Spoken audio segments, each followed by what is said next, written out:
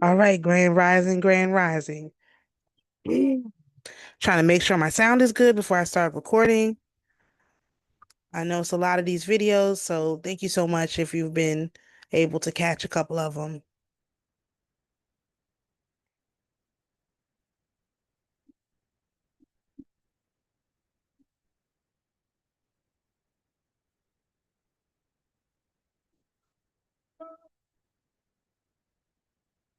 All right, we're good. So let me minimize this. Not going to use this one. Share my screen.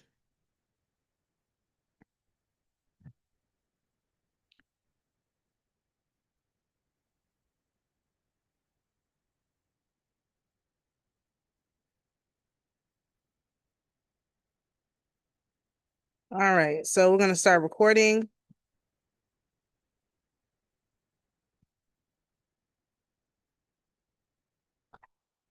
All right, grand rising, grand arrival, grand return, peace and blessings to the righteous and the repentant alike. I am Cleopadra Sophia the Bodhi, and this is the first full video for our scales of enchanting. I'm really excited again to share this information with you, and I hope that it is helpful. We're going to go through each one of the scales. Some will probably do in more detail than others, especially once we get to the bottom, or we might have multiple videos on the scale if it's a lot of information. But we're going to start with our unity scale. And of course, if you're interested in a scales of enchanting reading, please send me an email or the link will be in the description. If you're interested in this, also, every 260 days, we're going to start a new group where we're going to go through the 260-day Tzolk'in cycle. And so if that's something that you're interested in, please stay tuned and or also send me an email, okay? So let us start with this scale. I'm going to stop the share for a minute.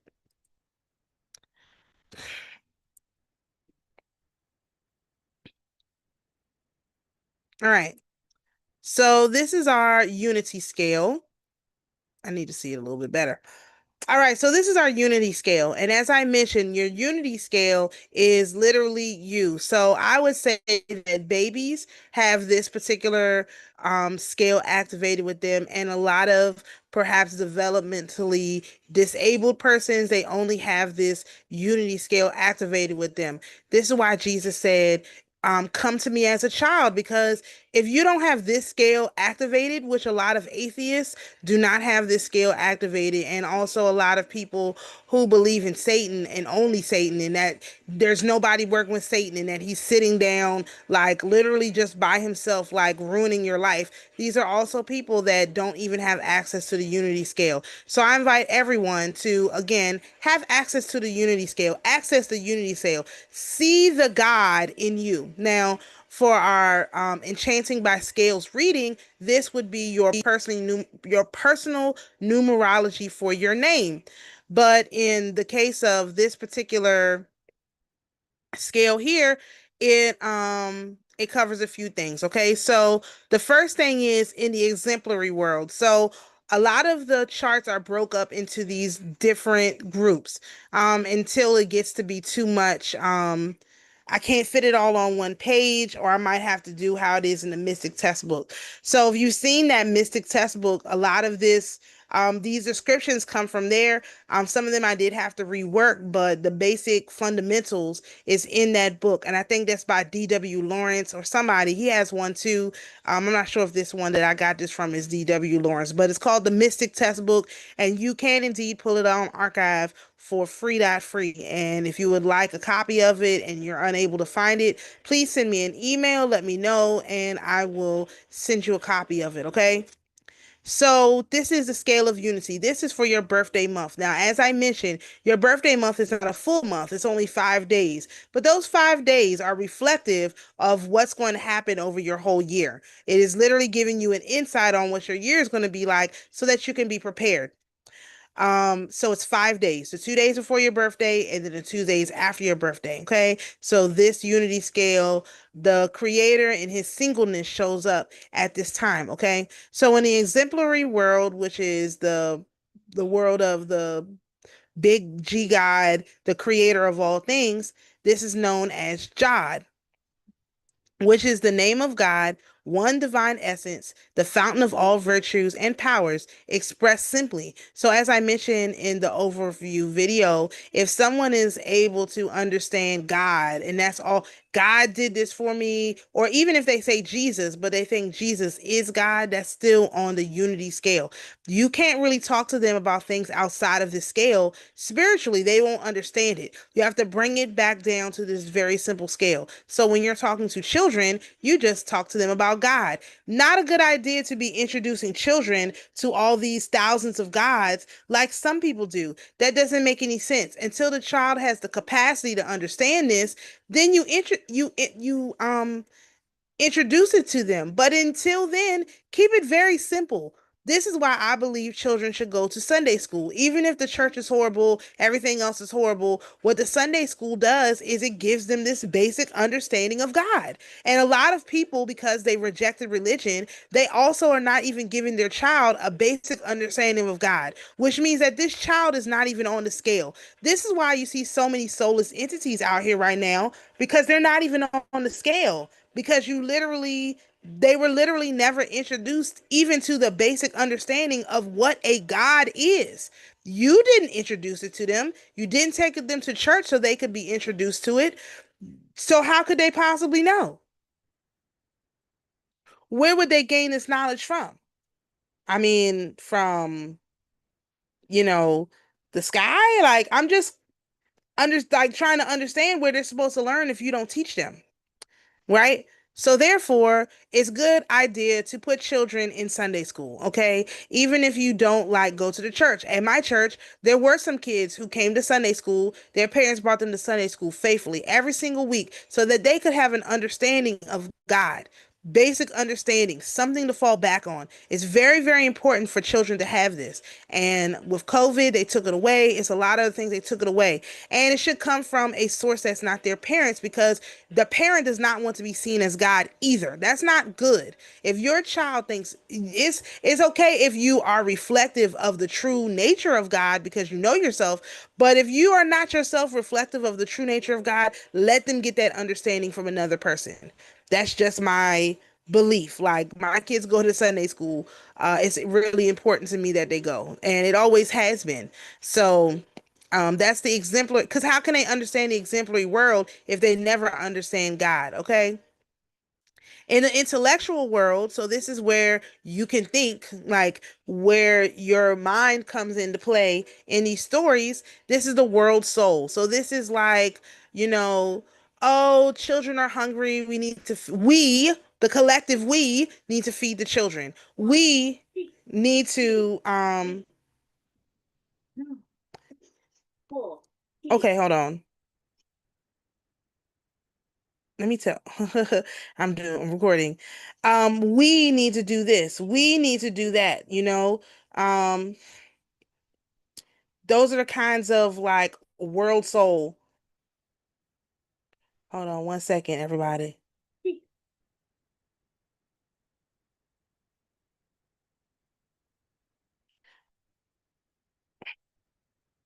Okay, so that's what the world soul is. Like, oh, we have to save the planet. Oh, the planet is we, like a collective, we have to do something about X. That's intellectual. And especially the doing something, like, because people don't necessarily think about this whole concept of something needs to be done about X. because a lot of people skip this. So you have people who don't understand a single God, but then you also have people who just skipped this and went directly to 12 because they went directly into astrology. You know what I mean? And so that creates problems and issues too. So I don't recommend that either. Like, go through the scale in order. Find these things in yourself. Okay. Very, very important. And again, if you're raising children, very important to make them understand these basic fundamental things. Okay. So in the celestial world, that would be the planets. This is the sun. We're not even talking about the moon. Like, no. The sun is the giver of life. SUN. Don't worry about if the sun is masculine or feminine and all of that. Just know that, hey, tell your children when the sun comes out, that makes the grass grow. That makes the crops go. That's all they can understand. You can't go no further than that. Stay on that very, very basic understanding of what the sun does. The sun is the giver of life. Okay. Now, again, into the masculine and feminine and all that stuff later. Okay. Later. Okay. Start with the one thing. In the elemental world, which would have to deal with yourself, your physical body, that's the philosopher's stone. That is literally building yourself into be the best person possible. That's what that refers to. Not all this other whatever it is. Like, they've made the philosopher's stone like very, very complicated, but it's very simple. Are you the best version of yourself? That's literally what it means. Like, are you the best version of yourself? If you're not the best version of yourself, you need to do what you can to become the best version of yourself. That is my suggestion. Don't get involved in all this other stuff and all this other whatever. Focus on becoming the best version of yourself that you possibly can. Okay. That is how I would explain this. The Philosopher's Stone is turning yourself into the best version of yourself. Okay. In the lesser world, which means inside your physical body, that would be the heart. Is your heart strong? Is your heart hurting? So when a child is upset, their heart is hurting. Their very heart is hurting. This is why they cry. So what do? You comfort them in their heart. Okay. That's how you interpret this information. You comfort them in their heart. Okay. That's the first living and the last dying. And if you let me go back. The world soul, it says one supreme intelligence, first creature, fountain of life. So again, the thing where life comes from, like where people come from, where humanity comes from. That's the world soul. The sun, the king of the stars, and the fountain of life. Again, okay. The Philosopher's Stone, one subject, instrument of virtues, natural and supernatural. The heart, first living and last dying. And if you've ever been in a room when someone passes away, when the heart stops beating, that's when they call the time of death. So that is not untrue. So we have two for the infernal world because I don't want to not talk about Lucifer because I do believe that's important, but there's another infernal entity that's singular in nature as well. So we have Lucifer, which is the prince of rebellion, the angels and darkness. So the rebellion of angels and darkness. This is the prince of darkness, okay? This is the one who's the prince of misalignment. That would be Lucifer, okay? Then you also have Allah, which is the deceiver and the great destroyer. So being rebellious is not the same as being deceptive. That's why I wanted to separate it out because they never talk about the importance of these two things. Being rebellious is one thing, like when a teenager rebels against you or whatever, kids rebel against you, whatever. That's one thing. It's a totally different thing to be a deceiver, to one who lies about something. And to put those together as if rebellion and deceiving are the same is not fair. It's not fair to how the energy works because rebellion it's in the infernal world, but it's still under the rule of the creator. The deceiver is not under the rule of the creator. Not under the rule, meaning the creator does not send the deceiver out on you. The creator may send Lucifer to you to help you experience this particular rebellion or this particular darkness in the path of your ascension so that it will wake you up. But the creator is not going to send you Allah. The creator is not going to send you the great deceiver, the great destroyer. Not going to happen. So we're not putting them in the same category. I don't know what to call that category yet, which is why it's blank. Um, in the imaginary world or something. Like, it has nothing to do with real life, but for sure it is about being deceptive. And deceptive is not like, oh, I told a little white lie to do. No, no, no. Deceptive is someone literally pretending to be something they're not, i.e., you have a group of people called the professional victims unit. One, two, three, four. I don't know how many professional victims unit it is at this point, but they're all pretending to be someone they're not. And so they have a hard time with this scale when you try to just be regular with them, because they are not on this scale, because they have been deceived from their birth on who they were. We were not even deceived from our birth. We knew who we were from when we was born. They tried to retroactively deceive us by also putting kids in daycare younger and younger, put them in school younger and younger, not allowing you to breastfeed. Like, all of these things they try to use as points of deception to keep us away from us. However, those things did not work. And so therefore you now have this whole other issue of, okay, so again, like I always say, if I am the creator and the creator is in me, who is this guy telling me I have to suffer? I don't have to suffer to learn a lesson. That's not necessary. So who is that?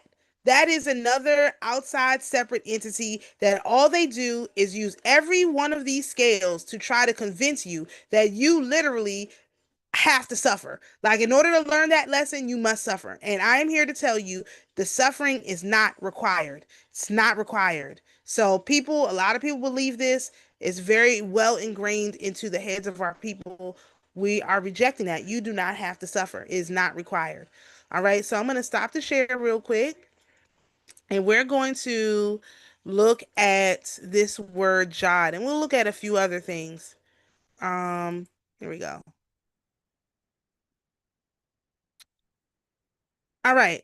So you guys can see here, we're just in Wikipedia, and it says Yod, which is also spelled Jod, is the 10th letter of the Semitic alphabet. Okay, we're going to skip the hijacks. I don't have the patience for it today. That was weird. Let me turn that off. Um, all right. It is also related to the ancient North Arabian, South Arabian, and Ge'ez. Its sound value is J in all languages. It is used in many languages. It also serves as a long vowel. The Phoenician letter gave okay. Oh, it gave rise to the iota, the Latin I and J, Cyrillic I, Coptic lauda, and Gothic ice. The term yod is often used to refer to the speech sound J, a palatal approximant, even in discussions of languages not written in Semitic alphabets, as in phonological phenomena such as English yaw dropping. Never heard that phrase before, okay? It's derived from Semitic pictograph representing a hand, okay? Before the late 19th century, the letter Yah was written without its two dots, especially in the Levant. So then you have here the whole like etymology of the word letter, how it came into be. So it's the hand, it's the helping hand, okay? So if your understanding of God is that he's a helper, he's a helping hand, Yod, that comes out to help you, how is it that we are supposed to save ourselves? See, these people, they don't understand, they're not going down to basics. This is basics. There are literally people right now who are saying no one is coming to save you, where that is totally antithetical to our understanding of God, of ourself. We are coming to save ourselves, but that doesn't mean no one is coming to save you. You're a person, you are someone, you're a thing, you're an it, you're coming to save yourself. So that whole, again, people are ruining their minds with the way that they like describe these things. It's so crazy. All right, so the two yachts in a row designate the name of God and in pointed texts are written with the vowels of Adonai, which is done as well as with the Tetragrammaton. Yod is the smallest letter. Much Kabbalistic and mystical significance is attached. According to the Gospel of Matthew, Jesus mentioned it during the antithesis of the law when he says, "One jot or one title shall in no wise pass from the law till all be fulfilled." Jot or iota refers to the letter yod. Scribes often overlooked it because of its size and position in mater lectonis. In modern Hebrew, the tip of the yod refers to the small an insignificant thing, as someone who worries about the tip of the yod is a picky and meticulous person about minor details. Yeah, the tip of the spear. They call it the tip of the yod is minor. Yeah, but if it's the tip of the spear, it's going to take you out. That small minor thing that you ignored is going to take you out, just like the unity scale. People ignore the unity scale all the time, and then that is what takes them out. Their lack of understanding of this unity scale. Okay, you have to get it. Much Kabbalistic and mystical significance is also attached to it because of its gematria value of 10, which is an important number in Judaism and its place in the name of God. It's not 10, it's 1 and 0. It's, um, what is that thing I called? It's 1 and 0 when it's together. It looks like iota, but it's also called something else. Um, I can't think of what it's called right now, but y'all know what I'm talking about. It's the 1 and the 0 together. We're gonna skip the Yiddish. Let's just take a look at this. Um,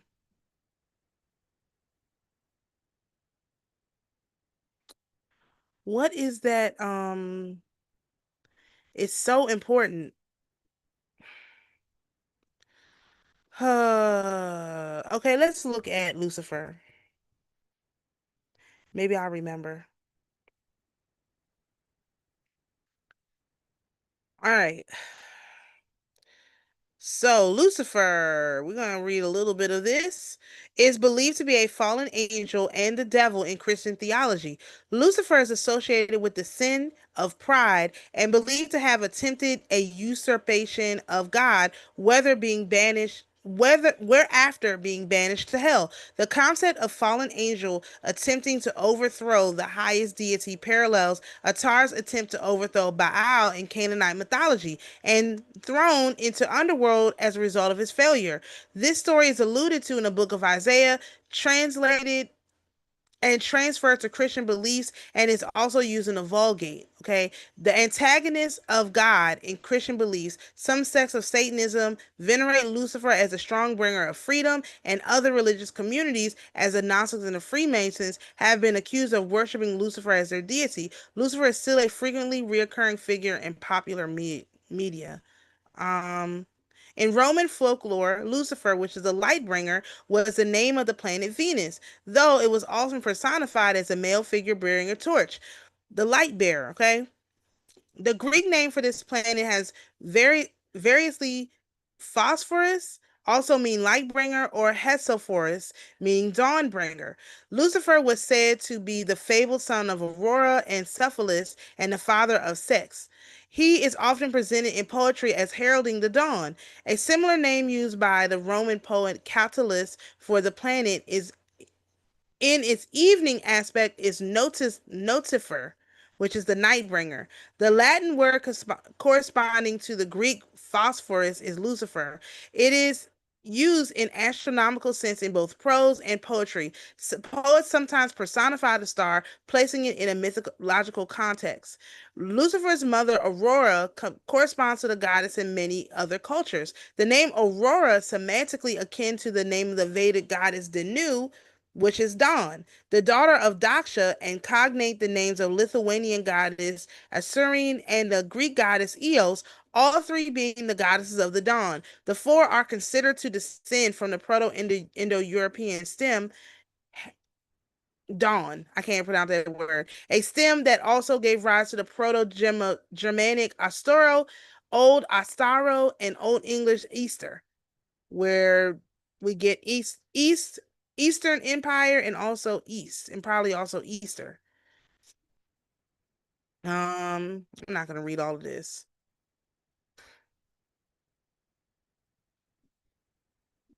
Let's see.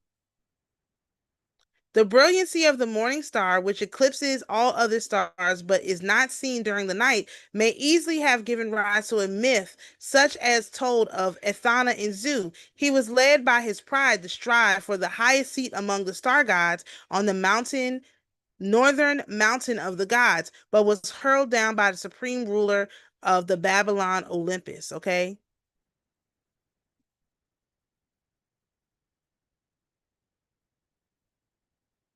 Talking about falling in the Bible. We're not going to talk about the Bible because they just. Aquila of Sinope derives the word Hallel, like halal, the Hebrew name for the morning star, from the verb yalal, to lament. Because why would you be lamenting if you worship the moon and something was taking the moon away from you? Then you would lament at the loss of the moon. So this is for an ancient people that did not understand the sun as being in a scale of unity, but the moon as them being one with the moon instead of them being one with the sun. Okay? This decoration was adopted as a proper name for an angel who laments the loss of his former beauty. The Christian church fathers, again, why would it be? Because when you go out at night amongst the fire, you don't have to put a lot of makeup on or anything. You would just be beautiful because you're being seen in this moonlight or in this firelight, and it makes you look different. But when the sun comes out, oh, people can see what you really look like for real. So these were people who literally worshiped the moon, and they hated the sun because the sun revealed the trueness of their nature. But we're not like that. We are one with the sun. Okay? So we're not worshiping the moon over the sun, okay? We're one with the sun. We are the sun. We are the light when we come in the room, okay? The Christian church fathers, for example, Jerome in his Vulgate transferred this to Lucifer. I'm thinking Jerome is not who I like it to be. I'm not gonna read all of this. I just wanna let's see Augustine. Horrible old man Augustine. His work Civitas Dei became a major opinion of Western demonology, included in the Catholic Church. For Augustine, the rebellion of the devil was the first and the final cause of evil. All the sins put on this one entity.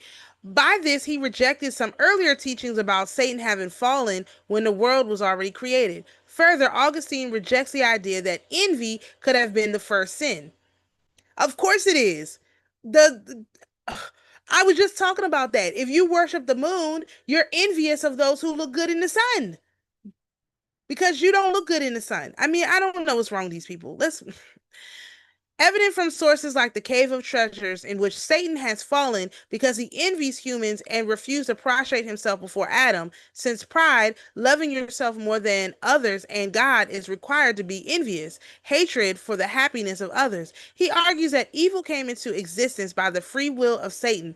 His attempt to take God's throne is not an assault on the gates of heaven, but a turn to solipsism, in which the devil becomes God in his world. When the king of Babylon uttered this his phrase in Isaiah, he was speaking through the spite of Lucifer, the head of the devils. He concluded that everyone who falls away from God are within the body of Lucifer and is a devil. So basically, Augustine said, if you believe that women have a rightful place in religion, you're the devil.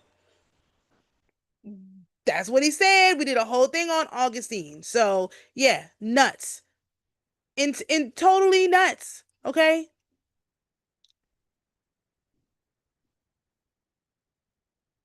Let's see what they said.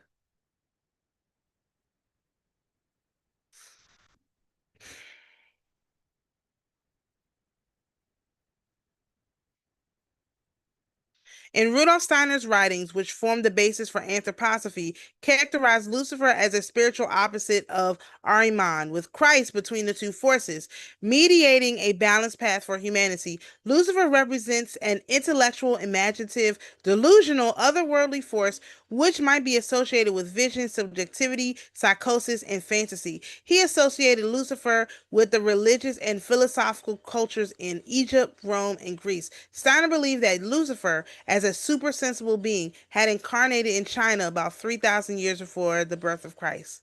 That's interesting. Let's just see if there's anything else. Let me look at my chart again.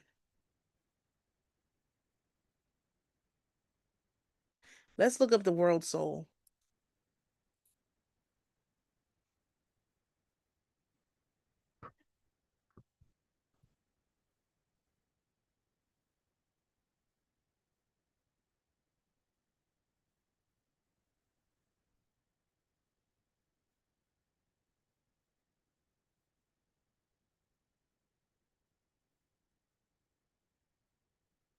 Oh, Anima Mundi. Anima Mundi. All right, this is the world soul.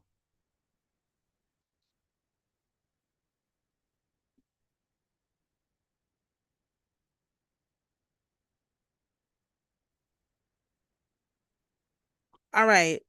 The concept of anima mundi or world soul, psyche cosmou or soul of the world, posits an intrinsic connection between all living beings, suggesting that the world is animated by a soul much like the human body. Rooted in ancient Greek and Roman philosophy, ideal holds that the world soul infuses the cosmos with life and intelligence. This notion has been influential across various systems of thought, including Stoicism, Gnosticism, Neoplatonism, Hermeticism, shaping metaphysical and cosmological frameworks throughout history. In ancient philosophy, Plato's dialogue Timaeus introduces the universe as a living creature endowed with a soul and reason, constructed by the demiurge according to a rational pattern expressed through mathematical principles. Plato describes the world soul as a mixture of sameness and difference, forming a unified, harmonious entity that permeates the cosmos. This soul animates the universe, ensuring its rational structure and function according to a divine plan, with the motions of the seven classical planets reflecting the deep connection between mathematics and reality in Platonic thought.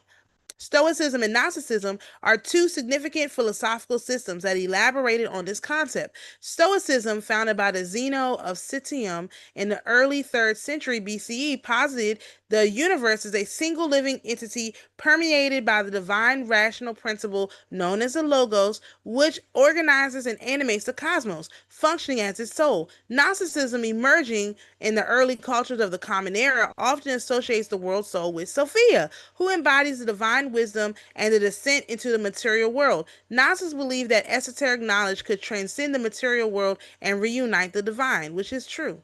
Neoplatonism and Hermeticism also incorporated the concept of the world soul into their cosmologies. Neoplatonism, flourishing in the 3rd century through philosophers like Plotinus and Proclus, proposed a hierarchical structure of existence, with the world soul acting as the intermediary between the intelligible realm and the material world, animating and organizing the cosmos. Hermeticism, based on writings attributed to Hermes Trismegistus, views the world soul as a vital force uniting the cosmos. Hermetic texts describe the cosmos as a living being imbued with a divine spirit, emphasizing the unity and interconnection of things. Aligning oneself with the world soul is seen as a path to spiritual enlightenment with the divine, that is a belief that is experienced a resurgence during the Renaissance, when Hermeticism was revived and integrated into Renaissance thought, influencing various intellectual and spiritual movements of the time. Okay, so we got Plato here, which we're not going to talk about all of these because it's too much. Let's see Manichaeism. And Manichaeism, because we talked about this as it relates to Tertullian, I think. A major Gnostic religion found by the prophet Mani in the 3rd century CE, the world soul is also called the light soul or the living soul, contrasting it with matter, which was associated with the lifelessness and death within which the world soul was imprisoned. The world soul was personified as the suffering of Jesus, who, like the historical Jesus, was depicted as being crucified in the world. The Mystica Crucifixo was present in all parts of the world, including the skies, soil, trees, and expressed as the Coptic Manichaean Psalms. That's very interesting. So basically, what he's saying is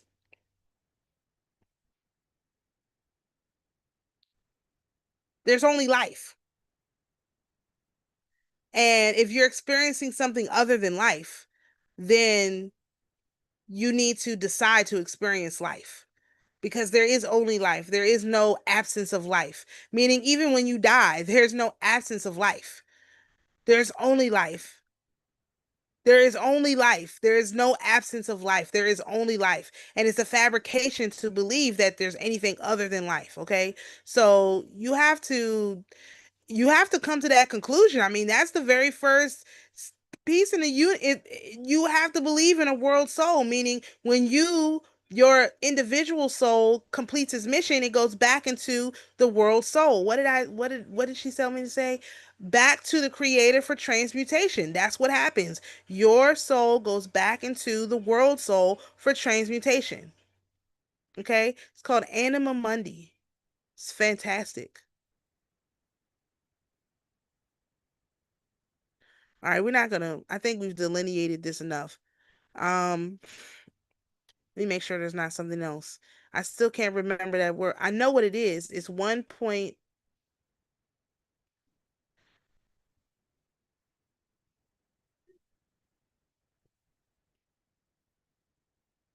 The golden ratio.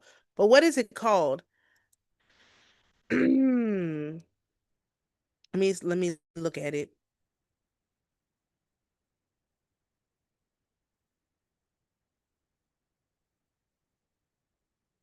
It's phi. Oh, it's phi. I was thinking I was thinking pi. No, phi. It's phi.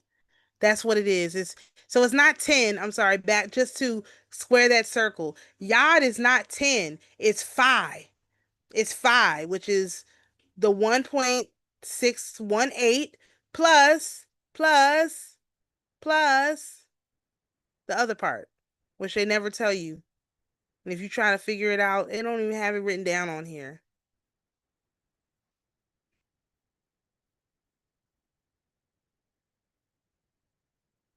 Um,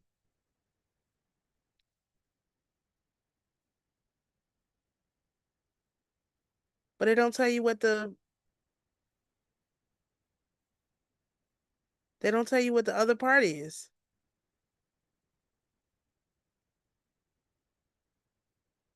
This is crazy. Okay, well, it's fine. Let me just not worry about that other part right now because I have all this written down somewhere for a video that will be made at some point. But yeah, it's 5. So Yod is not 10, it's 5. Okay. So let me just one more time go back to my other screen and we'll just close this out for everybody. So this has been a discussion on the unity scale. The unity scale is your connection with the creator. It should be very direct, very personal, and it should reflect you and how you are a part of the creator, how you are the creator, the creator's hands and feet. This is where that thought process begins. And so in order to understand how you could possibly be the creator's head and feet, you got to understand who the creator is, who this Yod is. And you can pick whatever side of him you want to. You can pick Lucifer, you can learn him from Allah, you can learn him from Yahweh, God, uh all these Hindu god, whatever, Brahma, whoever. You can pick whatever way that you tie yourself into the unity consciousness. But you got to tie yourself into the unity consciousness through somebody's pantheon. And if you don't believe that you tie into the unity consciousness, the creator consciousness, then basically you're not even on the scale. You're not even playing the game. You're not even on the ride. So I don't suggest you do that, okay? That's just my suggestion. So we'll do, of course, all 13, and I hope this information is helpful to you. Shalom, peace and blessings, and we'll see you in the next video.